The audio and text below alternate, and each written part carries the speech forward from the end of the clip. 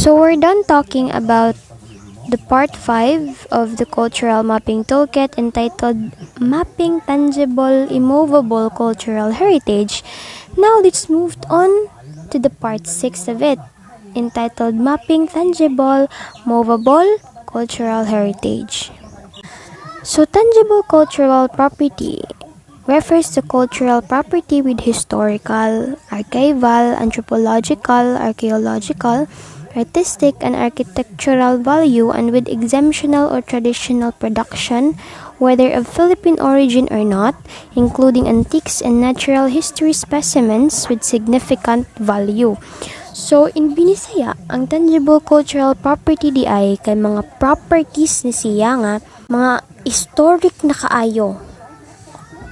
Historic na kay siya nga mga butang-butang nga gigamit siya in a traditional way. Mana siya nga to the point nga na siya significant value tungod sa iyang kagidugayon. And then, according to UNESCO, tangible heritage objects are significant to archaeology, architecture, science, or technology of a specific culture. So here are the 3 tangible, movable heritage items that can be categorized of. So the first one is heritage objects. Evidence of the material culture of people and their history, often collected in museums due to their cultural or natural significance. So kani mga heritage objects, kasagaran naton na siyang makitaan sa mga museums. And then the second one is artworks. This is the representation and record of the aesthetic traditions and creativity of the local community. And then the third one is archives or documentary heritage, the written, type-printed materials or photos which are significant because they provide important historical evidence to the place. This include audiovisual heritage such historical voice tapes, videos, and films. Many movable heritage items are housed in a built structure. Thus, movable heritage is viably connected with both tangible, immovable, and intangible heritage. So, tangible, movable cultural properties are often referred to as heritage objects or artifacts. They are made by human beings in a particular period of time. So here are the tangible, movable, declared national cultural treasures of the Philippines. So as you can see, lain-lain ni siya, no? Then dayon most of them kay naagid siya na belong sa museum. Sa National Museum, specifically in the National Museum in Manila. Then iyang mga origin kay of course naglain-lain sad in different places here in country. Then ay usa nga nagikan sa Spain. So those are the tangible, movable, declared national cultural treasures here in our country. These are the 3 some examples of the tangible, movable heritage or properties. The first one is the Autumn Gold Death Mask. This is a gold nose disc and gold eye mask dated from the late 14th to the early 15th century AD. Was found in a grave site in San Antonio, Oton, Iloilo. So the second one is the Bakuta or the Mandaya basket. Is a cylindrical in form, 0.041 meters in height, made of rattan strips, and is smeared with beeswax all over to make it sturdy and waterproof. Used as a betel chew container. So basket na siya. Then the next one is the textile. Textile is very famous to us. A baton cloth from Bantoon Island, Romblon at the National Museum. Now let's move on to the places where we can find movable heritage. So here are those places that we can actually find some movable, tangible, movable properties. So first is in the museums, and then in churches, in antique or curio shops, in homes, in private collections, libraries, in schools and offices, including LGUs. So when mapping tangible movable property, here are the 7 category type in classifying those objects. So the first one is archaeological objects. So these are the objects that have been collected in archaeological sites and may be classified according to artifacts. And then the second one is ethnographic objects, objects which are used by people and communities in many aspects of their lives. And then ang ethnographic objects can be classified according to, first is work implements. So work implements, muna siyang mga materials nga gigamit nato sa pagtrabaho. For example lang, mga materials na gigamit in farming, in carpentry, many more. And then letter B is household items. Household items, of course, mga butang-butang na siya nga atong makita diri sa balay. And letter C is crafts. Crafts are those objects that are made by our hand. For example lang ana is baskets, kana mano-mano gid kana siya nga buhaton, og matsad. And then the next one is weaponry. For example ana is mga spears, mga bow and arrow, and etc. And then the next one is textiles. Textiles is, I already mentioned this earlier, no? Mga object na siya or artifacts from natural plant fibers or synthetic fibers that are used as clothing or garment, in blanket, and then usually ani kay mga traditional hand woven ang iyang pagkabuhat. And then the next one is adornment.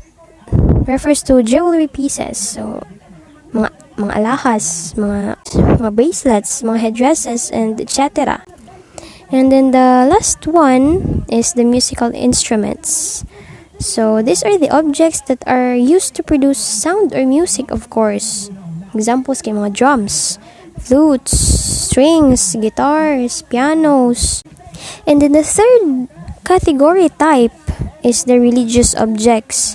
So these are the objects or materials that we used in rituals, in prayers of course, or in short, in spiritual activities. So example, rosaries, and of course the Bibles, and there are so many more.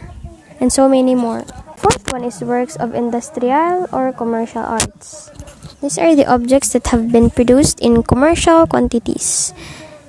And then the fifth one is artworks, according to specific types, such as painting, in sculpture, in print work. And the sixth one is the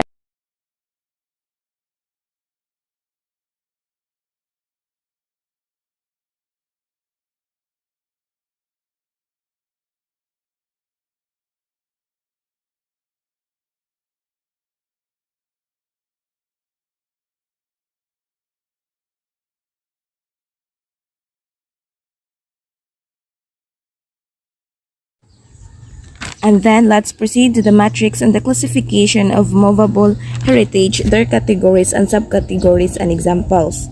So, the first categories will be the archaeological objects and their subcategories and example. So, makita na ninyo siya sa table na akong slides. And the second categories will be the religious objects and there are also subcategories and examples. The third will be the religious objects. The fourth will be the works of industrial and commercial arts, artworks, archival holdings, and last, natural history specimen. And then let's proceed to proper handling and safety. So before that, you inspect the object. Always ask permission from the owner. Make sure that the owner or custodian of the object is present when you are mapping. Third, inspect the object in secure and steady position. 4. Use face masks or gloves, especially when handling archival materials. 5th, always support archival materials when you are lifting. 6. Never touch artifacts unnecessarily. Use gloves. 7. When moving large pieces, use the help of someone. 8. Never slide or drag heavy objects along the floor. Use trolley instead. 9. Always grip objects firmly with both hands. 10. Lift objects by its base, never by its handles, or chairs by their back arms. And then let's proceed to documentation proper. So the first one will be the background information. So in the background information, there will be the name of the object, photo, type, year and date. The second, description of the object, which is na a measuring objects. The third, stories, narratives, beliefs, practices associated. The fourth, significance. Then in the significance part, there are two levels of.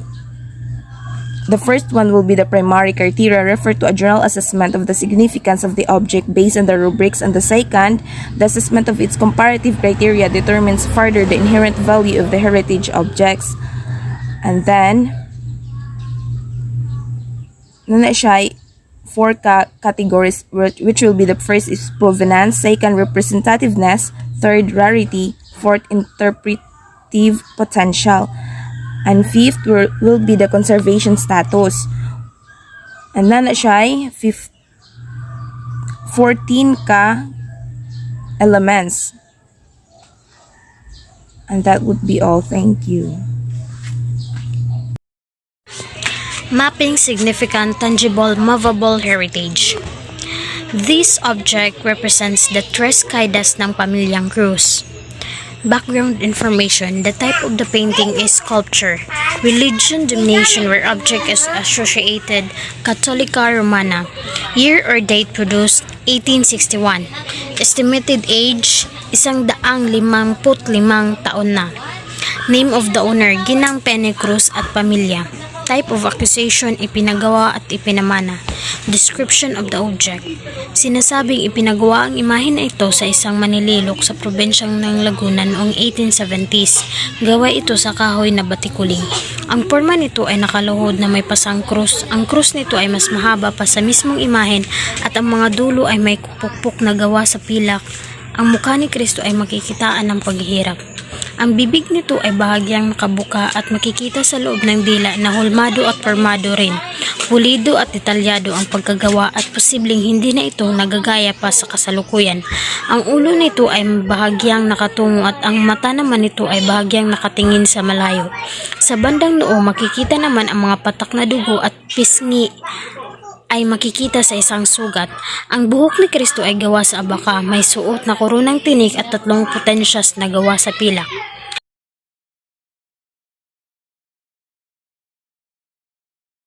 So let's proceed to the significance. Under the significance, there are two types of criteria, the primary criteria and the comparative criteria. So first, historical. Ipinagawa ito ng mga ninuno ni Ginang Pene Cruz. May 155 na taon ang nakalipas. Second, aesthetic. Makikita sa pagkakaukit ang detalyadong mukha na larawan sa hirap ng ukit ng mga ugat sa kamay na tila bigat na nakapasang krus.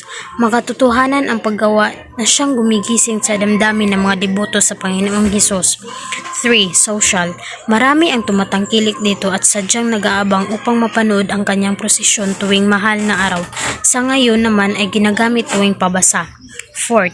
Spiritual. Patuloy na nanalangin ang mga deboto habang ipinoprosesyon ang karusa ng imahe ng santo, tanda ng masidhing pananampalataya sa simbahang Katoliko. Next is comparative criteria. First, provenance. Ito ay pinagawa pa noong 1870s at ipinamana sa mga anak ng may-ari hanggang sa kaapu-apuan. Second, representatives. Ito ay isang halimbawa ng imahe ng tres caídas, marupok, ngunit nagagamit pa ang imahe ngunit hindi na maaaring gamitin sa prosesyon sa pangambang natuluyan ang pagkasira. Sa pabasa na lamang ito inalabas ng tagapamahala. 3. Rarity. Ito ang pinakamatandang imahe ng tres caídas na makikita sa Pasay. Orihinal na ulo, kamay, katawan, damit at mga tawan. Mahirap na siyang ihanap ng katumbas sa panahon ngayon. Interpretive potential. Maari ituro ito sa mga paaralan upang maipabatid sa mga bagong henerasyon ng contribution ng imahen sa tradisyon at kasaysayan ng Pasay. So now let's proceed to the conversation status. Physical condition. Under is yellowing, tears, break, fading, insect infestation, holes. The remarks, ang imahe ng tres caida ay mayroon ng mga sira sa katawan at natutuklap na din ang mga pintura. May mga butas na ito sa katawan, palatandaan na kinakain ito ng mga insekto. May mga gasgas na din ito sa kabuuan ay marupok na ito at maaring masira kung pabayaan.